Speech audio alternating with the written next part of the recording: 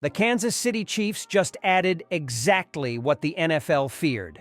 So we're going to be going through that and 3 other stories in today's video. So make sure to like this video, and if you want more Kansas City Chiefs news content like this, make sure to subscribe to the channel by hitting that red button down below. The first story is Kansas City Chiefs sign former Steelers that could have make it back to the Super Bowl next season.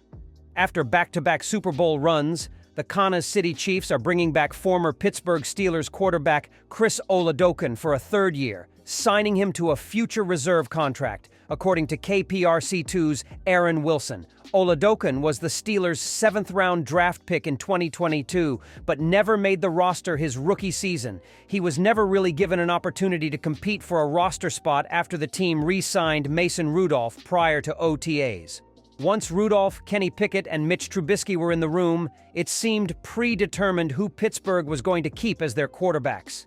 After being released during roster cuts, Oladokun signed to the Chiefs practice squad, where he's now won 2 Super Bowls. The former Steelers draft pick joins defensive tackle Isaiah Buggs as for members of Pittsburgh's roster now working in Kansas City. Both Oladokun and Buggs won the Super Bowl while on the Chiefs practice squad, and will look to earn their place onto the roster in 2024. After becoming the first team since the New England Patriots in the early 2000s to win consecutive Super Bowls, the Kansas City Chiefs have another mountain to climb, and that's Mount Three-Peat. That's why the offseason is an especially important one for the Chiefs front office, as it provides the franchise an opportunity to get their roster better talent. One way to do it, according to Jarrett Bailey of Touchdown Wire, is for the Chiefs to trade for Washington Commanders wideout Jahan Dotson. Patrick Mahomes made chicken salad out of chicken you-know-what with the likes of Kadarius Toney and Richie James. Dotson had a down year after a very promising rookie season in Washington.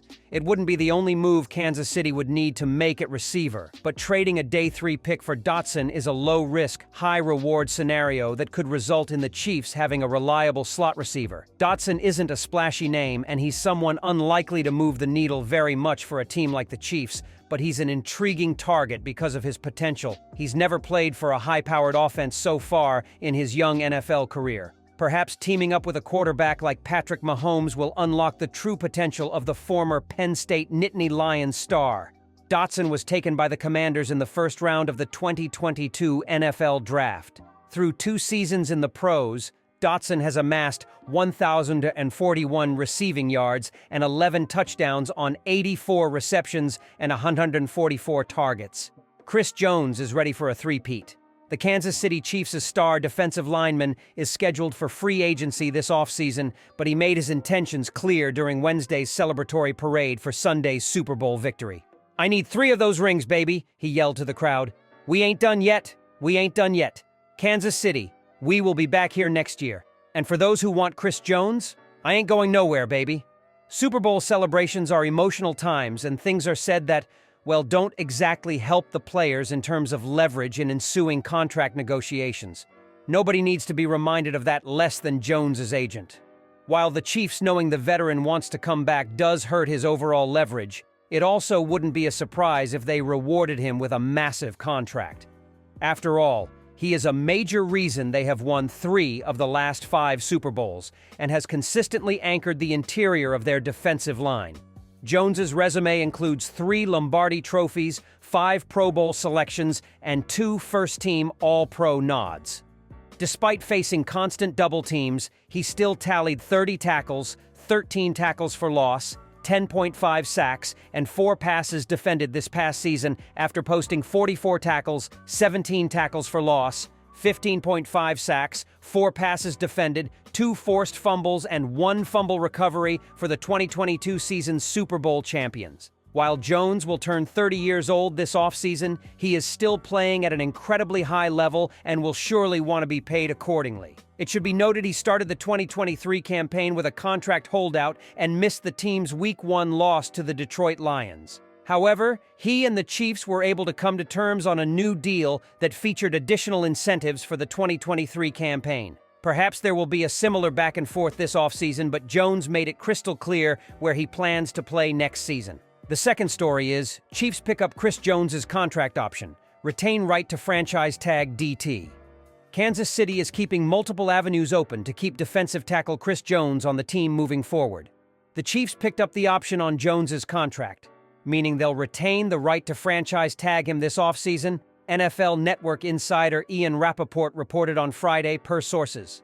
As part of the contract, which was redone to end Jones's holdout after Week 1 of the 2023 season, Kansas City is paying him an extra $425 million in earned incentives, per Rappaport. The goal, echoed by General Manager Brett Veach and head coach Andy Reid, is to sign the DT to a long-term contract as a key contributor to Kansas City's dynasty. But by picking up the option, the Chiefs keep Plan B in their back pocket, which would be a $19.75 million franchise tag to keep him off limits during free agency in March. Jones has long been one of the most important pieces of the KC defense, which stepped up in 2023 to serve as the backbone of the Chiefs' Super Bowl run for the first time in their stretch of 3 championships in the last 5 years. The Chiefs' D ranked second in both points and yards allowed, while Jones tied for the team lead with 10.5 sacks and led the unit with 29 quarterback hits and 13 tackles for loss. He also paced the Chiefs in pressures during Super Bowl LV, logging his 6th and most important on a 3rd and 4 to force the 49ers into a red zone field goal during Kansas City's eventual overtime win. With 75.5 career sacks, Jones is in line for a massive payday coming off his 2nd straight first-team All-Pro season and 5th consecutive Pro Bowl campaign. Whether they can agree on a price or have to go with the tag that is now available to them, it'll be money well spent for a Chiefs team that now has a three-peat on the mind. One of the biggest storylines of Super Bowl LV, a 25-22 Kansas City Chiefs victory over the San Francisco 49ers, was the overtime period.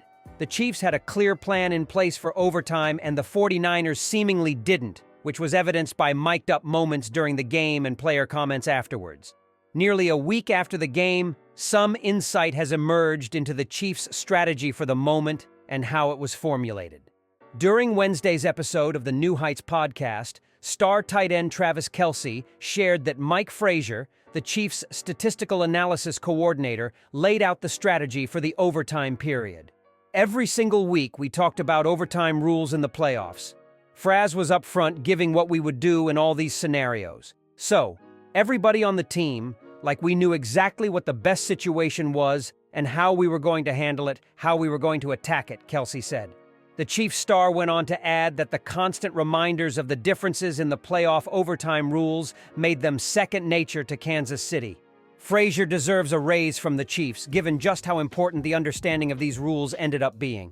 The third story is Chiefs OL Nick Allegretti played through torn UCL in the Super Bowl.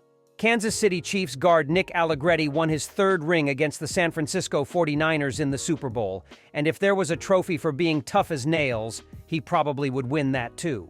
Allegretti recently revealed he played through a torn ulnar collateral ligament in the Chiefs' 25-22 win on February 11th, a fact made even more impressive considering how well the 5th-year veteran performed despite serious injury. In an interview on the Jim Rome Show, Allegretti said he suffered the elbow injury at the end of the 2nd quarter while blocking 49ers pass rusher Nick Bosa.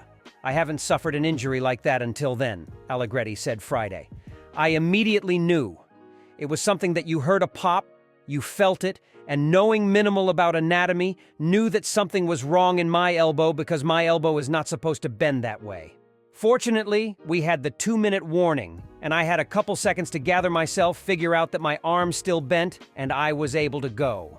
Allegretti, who stepped up in the postseason after first-team All-Pro selection Joe Thuney suffered a pectoral injury in the divisional round, played 79 offensive snaps in the Super Bowl. The 2019 7th-round pick out of Illinois allowed just 4 pressures all game and didn't allow any in overtime. When Allegretti was asked about the level of pain he was experiencing, he said it was probably in the 6 or 7 immediately after the tear, but it became more manageable after halftime when the Chiefs' medical staff put a brace on his arm.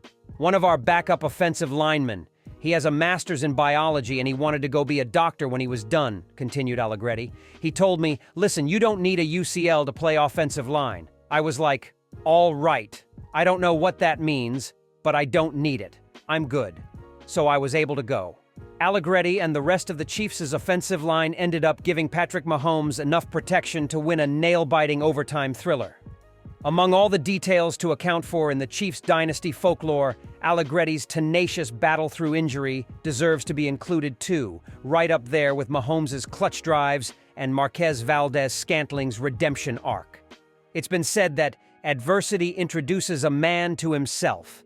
Now that the Kansas City Chiefs have won their third Super Bowl in the past 5 years, there's been no shortage of crisis moments the team has had to navigate. In fact, Kansas City has been molded by the fires of duress. This all began 5 years ago, before the franchise could taxi its way onto a championship runway. Fortunately, the new gold standard in the National Football League may have been precisely what this organization needed.